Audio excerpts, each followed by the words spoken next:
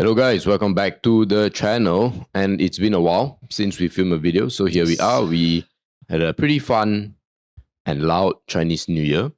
But thanks for watching this video. Now we watched all the way until the end. We will share with you our final thoughts on Innature. Innature has been a company that we've been following for quite a while. A very impressive management team. Unfortunately, they are down 57% since IPO. We'll share with you our thoughts on why this is happening, how has this affected the fundamentals, and of course, if you're a shareholder, what you can do, and if you are not, whether or not you can get in or stay away. Hello investors, are you tired of going through endless complex financial reports? Maybe you're sick of all the information overload? Want a faster, easier way to research stock investments? Well, we've got the solution for you. Introducing FIRL Pro. FIRL Pro is your go-to source for concise, easy to understand stock reports. We shortcut your research journey by 90%. Each report is crafted to be straightforward yet informative, taking no more than 15 minutes to read. That's right, just 15 minutes to unlock key insights about stock investments. The program works especially well if you are busy with work, family, and activities. The best part, it's totally risk-free because we offer a hassle-free money-back guarantee. If you're not satisfied after purchasing it, just email us here within 10 days of purchase for a full refund. No questions asked. Not sure about the program yet? No problem. You can check out our free sample reports available in the video description or comments below. It's a great way to experience the FIRL Pro advantage firsthand. Get informed with FIRL Pro. Yes. They IPO'd at almost $500 million of market cap. At that point in time, I remember when they IPO'd, we had a chat with management and we quite liked them, right? They're also a company that is very ESG centric, right? There's a woman founder and a woman CEO. A lot of the management team is women. And of course, the kind of products they sell is also very ESG friendly. Yeah. Recently, there's this news about the body shop in UK that is going under administration. Basically, 2,000 of jobs will be wiped out because of this. I believe the UK side of things, the body shop don't really have any, they are in financial struggling right now. They don't really have money to pay their employees and whatnot. And if you didn't know, the body shop initially was owned by the woman founder. Yes. I forgot what's her name. Dato, yeah. Dato. And then she sold her company to L'Oreal. Then after L'Oreal, then is Natura. Then after Natura, then is this PE firm, or actually venture capitalist, which is Arulis. So, just like as mentioned, right now, they don't really have much money left. And which is why they're also planning to close down not only just UK, but some of the European countries and potentially in Asia as well. So yeah, it could be more than just the Europe side of things. Now, why this is concerning, right? Is because some of these branches, they open about I think more than 2,500 shops all around the world. Some of these shops are not profitable. So, which is why they say that, you know what, our business is not doing well. It's time to cut everything. And they even say that they maybe plan to sell some Europe. These articles say that France is not mentioned, but France is actually one of them. France and, if I'm not mistaken, is Germany. And also in parts of Asia. So the parts of Asia is something that we are more concerned about because Malaysia is one of them. Yeah. But so far Malaysia's Innature, they are still making money now. So yeah. I think that I think on the outside, it's quite clear to me that it's really a UK European problem. Yeah, at the moment it is a UK and European problem. Now, I want to share a little bit about the bad history of this the body shop. Oh. So the first one is that you need to know that it was founded by Anita. It is an animal rights and human rights activist. So yeah, you know lah, she have her own ethical morals. But then it was sold to L'Oreal. So L'Oreal has a very different approach than the founder. L'Oreal is basically they use animal testing in their product. So yeah, there's some sort of controversy back then. And then sales tumble a lot because it doesn't match with the initial objective of the founders. Basically, ESG friendly. The L'Oreal's branding is very different. Yeah, correct. So then sales drop a lot. Sold to Natura for about €1 billion, which is 5.15 billion in 2017. Still didn't improve, sales still go down. And then they sold it to this VC firm, Aurelius, for €240. So you can see like there's like a massive discount between just in 5 years only. Yeah, 6 years actually. Yeah, about 75% discount, which is pretty bad lah for the Body Shop.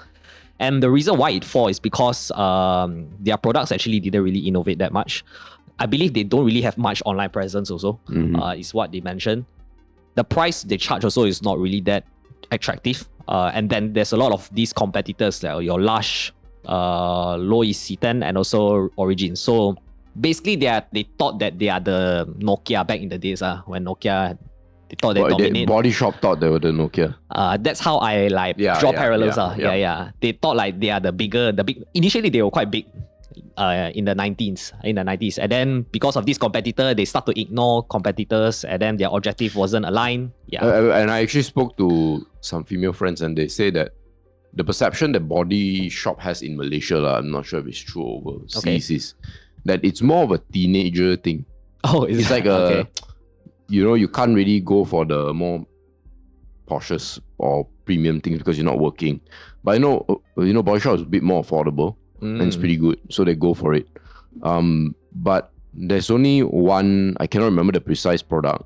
Only when I speak to them, they only bring up one particular product, which is for the skin. And that's it. It doesn't really stick to them. And that gave me the impression that it's a company.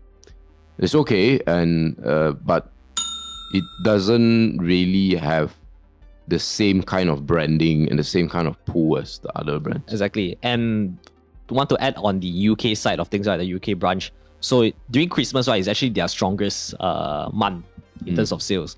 But then last year and this year's 2023's Christmas, it was actually the worst performing. Even though they discount like mad, they still didn't manage to capture any sales. So that is why it is so bad for the Body Shop in UK. And then of course we have like our Malaysian side of things. They are trying to assure that the UK side of things doesn't affect their business. Yeah, and why it doesn't affect is because they actually managed to sign a contract, and then the Body Shop actually have the right to supply them until past 2025. So the key thing is past 2025 So we don't know whether 2025 and beyond, whether they will still continue to supply this product to Innature or not. So that is a concern that you need to know. And one thing is that even though after the share price tumbled down 57%, there's not really much of a buying interest among the substantial shareholders. So that's another concerning thing, is that maybe people don't like the business model, or maybe they just don't like the business in general, probably because it's too competitive already. You can see that also the sales also is stumbling for Innature. Profits has not been going up to the same level as their IPO days. I believe IPO, they make about 38 million in 2018. 2019, they made about 45 million. So you can see it's like a major cut. And right now, 2023 number is not looking too good also. But assuming if you give them a benefit of the doubt, for quarter 4, let's say they make about 6 million or 7 million, it's still like 50% short from financial year 2022. Yeah, it's still looking quite bad even though in the Malaysian side. But the good thing about this company is that they are very cash flow generative. Yes, that's right. Yeah. Obviously, of course, you're selling this kind of fast-moving consumer goods, so your cash is good.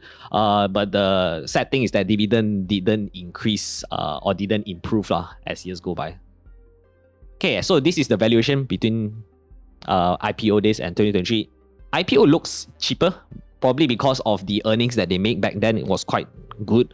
Their demand of their product is very good. But right now, it's actually very bad. Even though if we assume they have a good quarter for quarter 4, they're still quite expensive. And I think what contributes to earnings not doing as well as people expect is also that the Vietnam side hasn't really picked up. And I think in Vietnam, there are a lot of other competitors, local competitors, that can probably provide it cheaper. Yeah. So this kind of retail industry is very it's an ongoing like competition, left, right, center one. It's a very hard for you to charge a premium for your product. So yeah, that is the risk of investing in this type of industry.